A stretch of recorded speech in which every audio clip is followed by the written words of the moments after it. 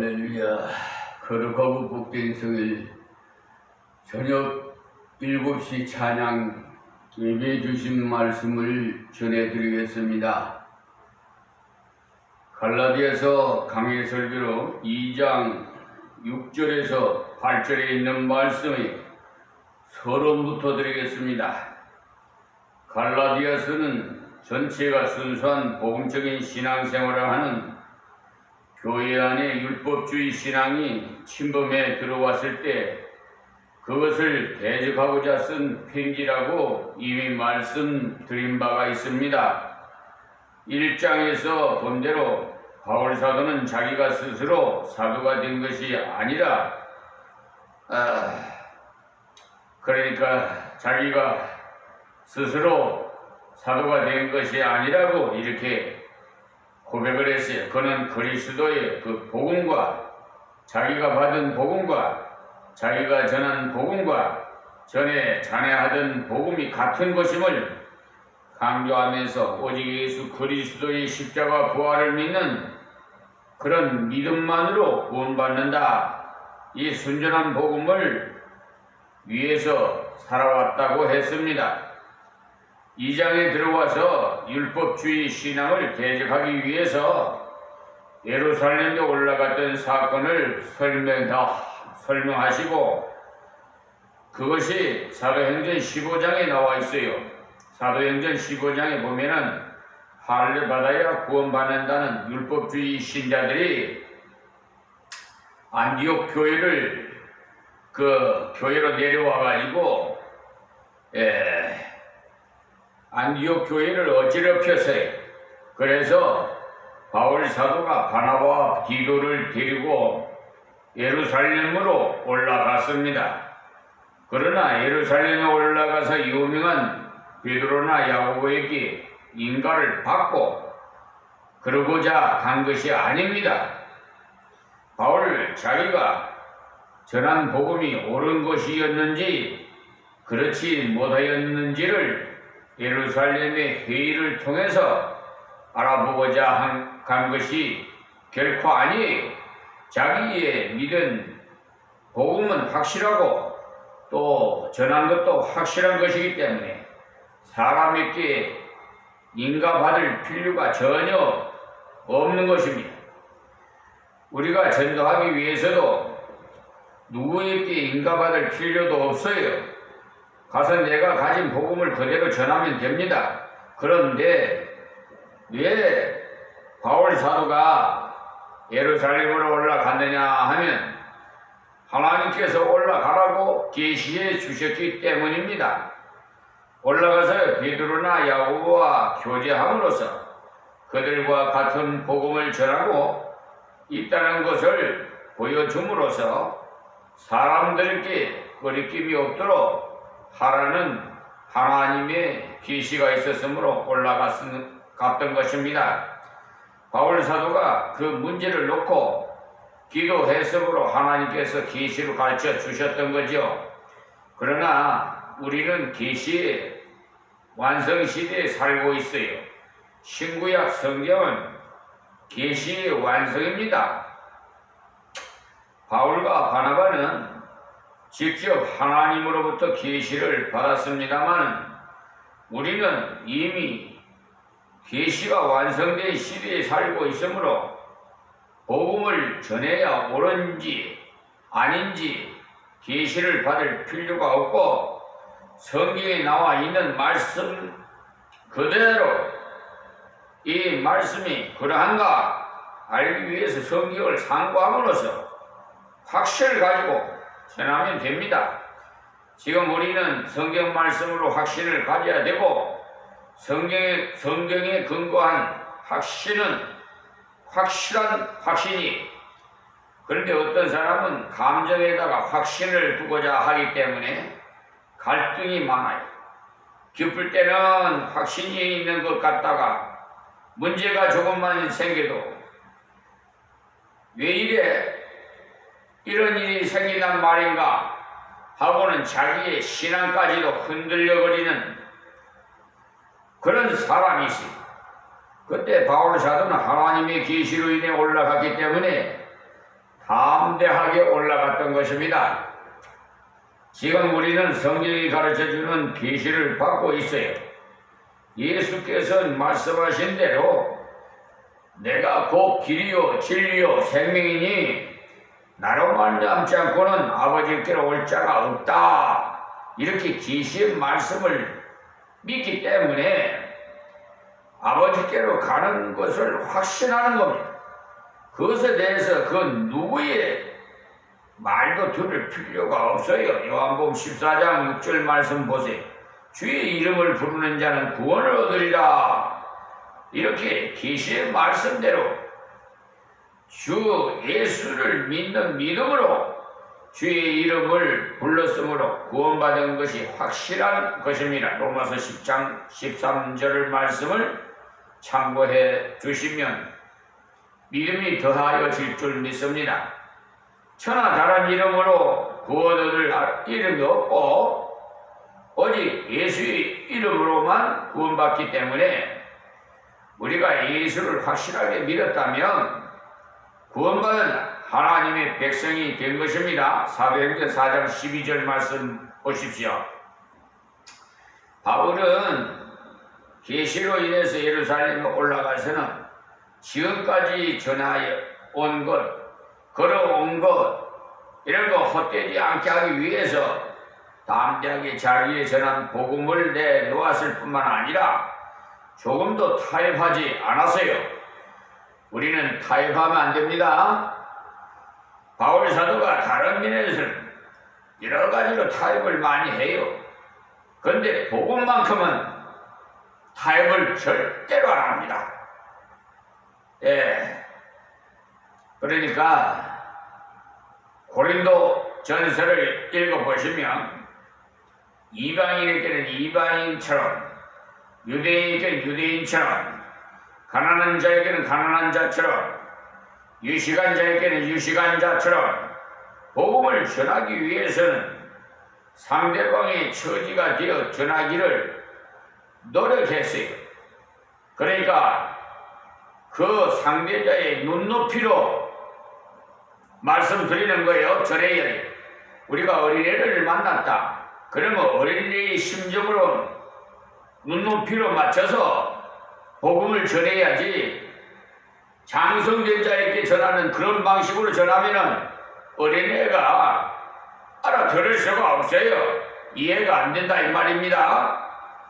그러므로 우리는 항상 그 형편에 따라서 눈높이에 맞춰서 전도를 해야 돼. 생명의 복음을 전하기 위해서는 자기가 낮아진들 어떠하고 무의식하게 보인들 어떠하냐는 입장이었기 때문에 얼마든지 양보할 수가 있습니다. 그러나 생명의 복음 문제만은 절대로 양보할 수 없어요. 물러설 수도 없고 타협할 수도 없어요.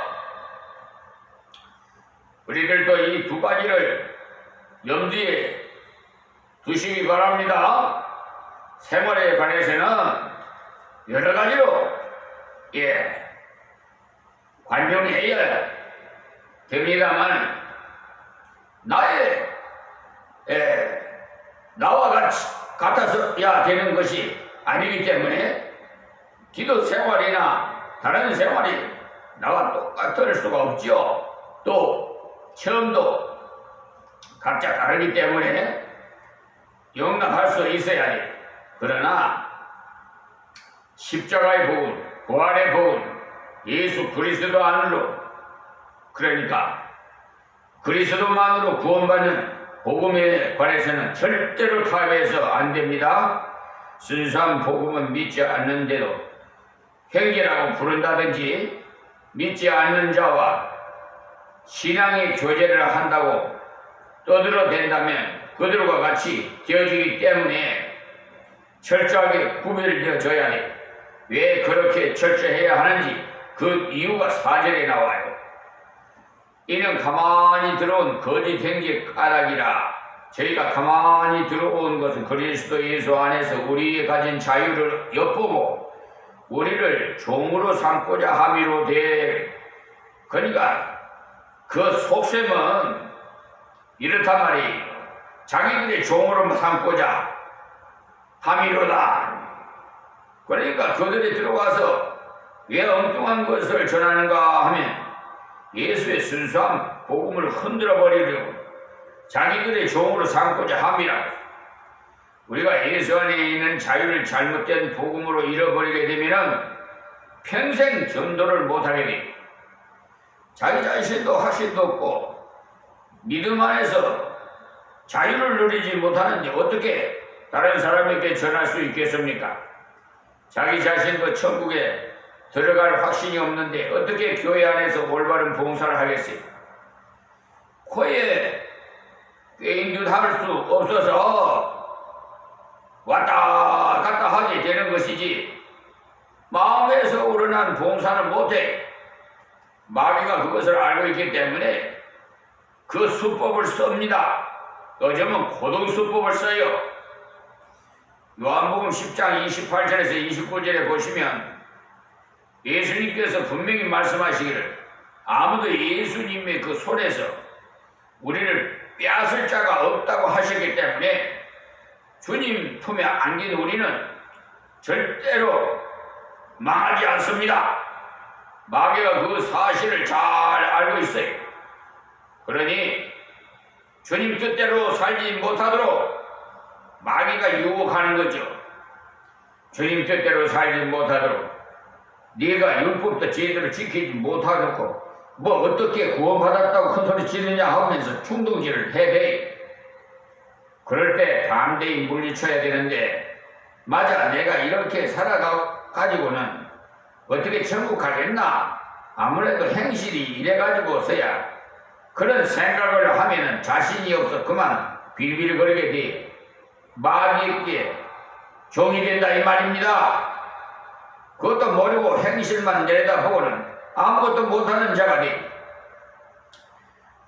우리가 만일에 행위로 구원받는다면요 늘 기가 죽을 겁니다.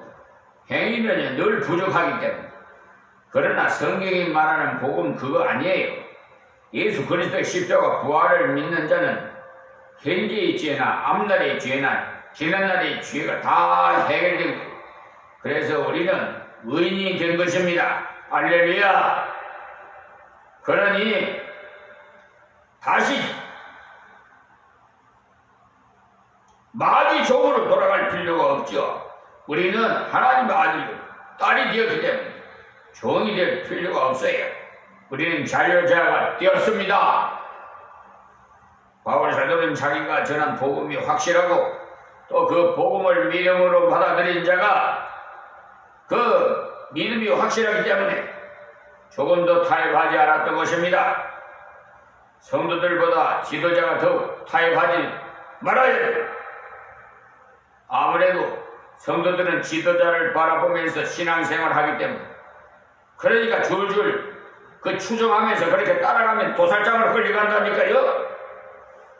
그런데 복음을 전해준 바울 사도가 흔들럭거린다면 전에는 담대하더니 이제는 달라졌는가 보다 하고는 신앙생활에 희미해지기 쉬워요. 바울이 베드로와 야고보와 요한과 교제함으로써 서로 지체가 되어서 주님의 일을 서로 분담해서 사역을 감당했습니다. 성도의 교제가 중요해요.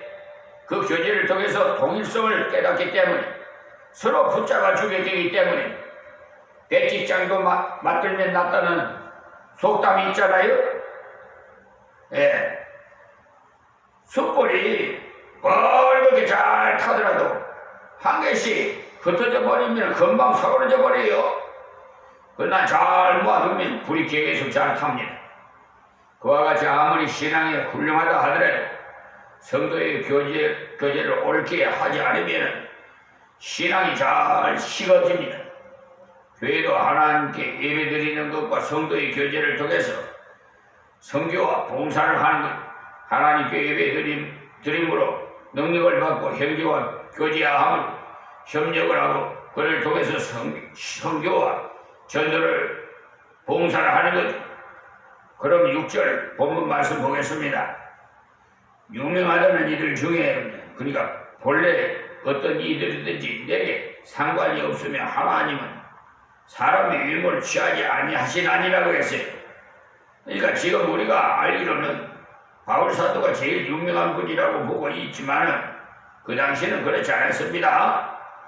우리가 아는 바울 사도는 성경을 14권이나 기록했지만은 베드로 사도는 2권밖에 쓰지 못했어요. 그러니까 우리 생각에는 바울 사도가 베드로 사도보다 위대하다고 여겨집니다만 이 편지를 쓸 당시에는 바울의 무게는 교회 안에 미미했고 베드로는 대단했어요. 그래서 저 유명한 이들은 내게 더하여 준 것이 없고 라고 했는데 유명하다고 대단한 것이 아니라는 겁니다. 유명하다는 말은 사람 사이에 알아주는 것을 말하죠. 사람 사이에 알아주는 것들을 겉모양이에요. 속을 보고 알아주는 경우는 드물어요. 그러니까 요즘 유명한 인사나 유명한 원로 목사들의 말을 추정하면 안 돼. 마귀에게 미혹당해가지고 요즘은 마귀들이 고등 수법을 써가지고 아주 그냥 그렇게 유명한 자들을 미혹해가지고 자신도 몰라요. 술 취한 사람 보고 술 취했다고 말할 수가 있겠어요? 자기가 마귀에 들었다고 내가 마귀에게 들었다고 하러 누가 말하겠어요? 내가 예수다 그래야 예수 하나님 믿는 백성들이 따라가지. 내가 마귀다 하면 누가 따라가겠어요? 근데 자신은 몰라요. 여기에 눈을 열고 하나님의 계시를 받아서 말씀에 의해서 여러분 생각하고 연구해 보세요. 그러면 저분이 마귀에게 미혹당했구나. 이걸 성경 중심으로 해서 보면은 누구든지 알 수가 있어요. 네?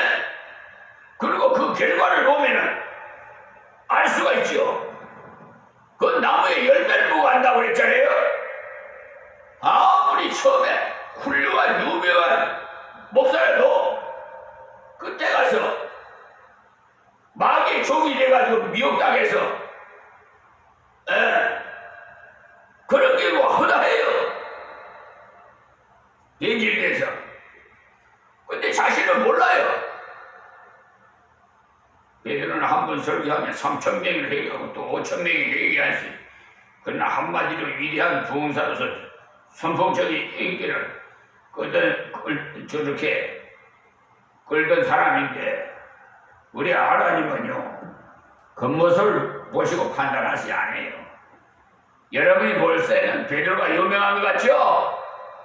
3,000명, 5,000명을 회개시키고 지금 여러분 한국교회 봐요. 맘모스로 아주 그냥 대형교회. 여러분이 볼 때는 성공한 목사 같고 교회 같지만은 하나님이 보실 때는 정반대가 될 수가 있어요. 아시겠어요? 왜 이런 데다가 돈을 받았느냐? 내 뜻은 하나님을 사랑하고 이웃을 사랑하라는 것이야. 근데 왜 이걸 쓸데없는 데다가 다 무너지고 헛될 데다가 아니 멍석을 깔아놓고 얘네들이면 못해? 하나님 안 계시? 하나님은 사랑이 하나님이 거부야 안 봐. 중심을 보시지. 그 다 왜 그런 줄 압니까? 마귀에게 미혹당해서 그래야 끌어모아서 도살장으로 다 끌고 갈 거 아니에요. 그러니까 사람 많이 모이는 곳에 위험하다는 거 마세요. 멋이 있겠지. 여러분 장사를 하고 그런 대교회 찾아가요. 아시겠어요? 내가 왜 그런 거 모르는 줄 알아요? 예루살렘 저기 예수님이 올라가서 도둑놈 소굴로 만들어야 돼요. 내 집을 도둑놈 소굴로 만들었다고. 지금 교회가 도둑놈 소굴의 교회가 많아요. 맨 헌금 하나님이 뭐 돈이 그렇게 필요하신 분이에요?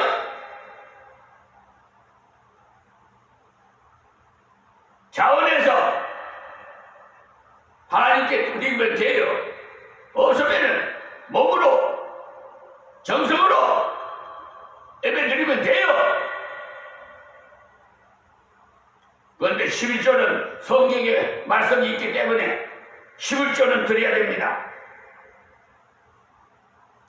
성경에 있는 대로 하면 돼요. 천주교에는요, 성경을 가지고 예배 드리는 게 아니라 교구에서 내려주는 책자를 가지고 예배를 드려 미사를 드려요. 그렇기 때문에 술 취하지 마라 하는 거예요. 그런 게 없어요. 그러니까 술 먹고 제사지라고 다 하잖아요. 제사는 귀신에게 한다고 그랬는데 그걸 다 그냥 그 교회에서 그런 걸 다 빼버리고 그냥 자기들 임의대로 그냥 인본주의에 맞춰가지고 끌어모으려고 마귀의 그 앞제비 노릇을 하는 거예요. 그런 거 보면 천주교도 예수 믿어요. 그런데 알파로 행위를 또 선한 행위를 해야 구원받는다고 강조해요. 그래서 사회에서 보면 일반인들이 볼 때 정말 교회는 천주교구나 이렇게 생각들 했는데 그건 몰라서 그래요. 그러니까 성경을 모르는 사람들, 겉모양만 보는 사람들.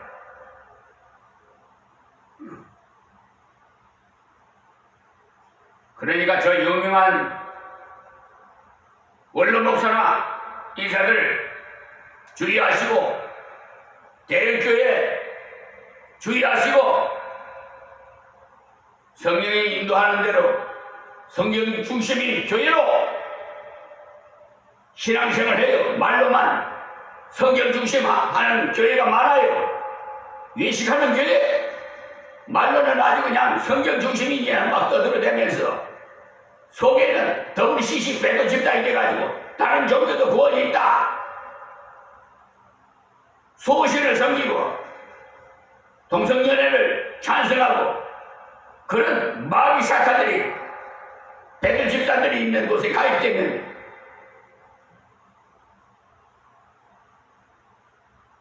자기의 그런 자기들의 선택 하나님이 선택권을 여러분에게 다 주셨어요. 행한 대로 부린 대로 거두릅니다. 베드로를 이렇게 유명하게 여러분들은 보실지 모르지만 하나님께서는 중심을 봐요.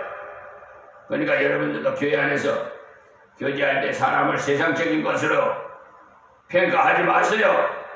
돈이 많다는 이유로 공부를 많이 했다는 이유로 세상적인 직분이 높다 해서 최고라는 입장을 가져서 안 돼요. 그런 신앙이 어떤지 그가 말씀을 얼마나 사랑하고 믿고 있는지 그것이 중요한 것이 세상에서 하고 있는 것이 중요한 거 아닙니다. 바울 사도는 참으로 겸손함. 고린도전서 15장 9절에 보면 바울 사도가 말하기를 나는 만삭되지 못하며 난자가 따르고 고백하잖아요. 왜냐하면 교회를 너무나 많이 핍박했기 때문에 지금 예수 믿어서 사도가 되었지만 인간적으로 본다면 사도 자격이 하나도 없기 때문에 사도 중에 가장 작은 자로 돼 하나님의 은혜로 사도가 되었기 때문에 다른 사도보다 더 많이 수고한다고 했어요. 고린도전서 15장 9절에서 10절 보세요. 그래요. 부족한 자를 불러서 주셨다는 사실을 알면 다른 사람보다도 더 많이 수고하고자 노력해야 돼. 더 봉사하고자 애써야 돼. 바울 사도가 에베소서 3장 8절에 말하기를 모든 성도 중에 지극히 작은 자보다 더 작은 나에게라고 했어요. 처음 예수 믿고 얼마 되지 않았으니 사도 중에 제일 부족한 자라고 고린도전서 15장 9절에 말씀했어요. 그 다음 세월이 좀 더 지나고 난 다음에 사도 중뿐 아니라 성도 중에서도 작은 자라고 했고 만년이 돼가고 디모데전서 1장 15절에 보면은 나는 죄인 중에 괴수라고 했어요. 죄인 말하지만 바울 자기보다 더 죄인인 사람이 어디 있느냐는 거죠. 예수 믿는 사람은 잡아 죽이고 교회를 핍박했으니 그야말로 죄인 중에 괴수라는 걸 가만히 살펴보면 신앙생활을 할수록 자기가 죄인이었음을 더욱 느낀다는 겁니다. 하나님 앞에 자기를 비춰보니 하나님 앞에 가까이 가볼수록 은혜를 받을수록 자기의 부족을 더욱 깨닫기 때문에 그렇습니다. 그러니까 태양이 빛이 밝을수록 자기의 결점이 더 발견되듯이 하나님의 은혜의 빛을 받을수록 점점 자기의 부족을 더 깨닫게 되었다는 것입니다. 빛에서 멀찍이 있으면 드러나지 않던 것도 가까이 오면 드러나요. 그래서 바울 사도는 신앙생활을 하면 할수록 더욱 낮아졌습니다. 오늘 여기서 말씀했습니다. 하나님 감사합니다.